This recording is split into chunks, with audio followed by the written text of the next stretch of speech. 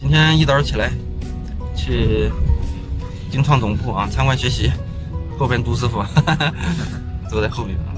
现在往路上出发，我们一共2辆车，大约10个人，应该一会儿就到了啊。陈师傅在后边，陈师傅。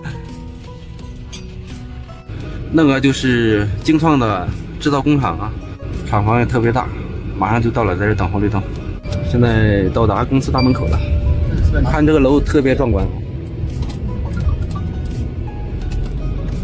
占地面积很大呀啊，这都是，这边是员工停车的吧？对，智能制造中心，在这个厂房，精创。这是办公区，应该是，看这个玻璃像办公区。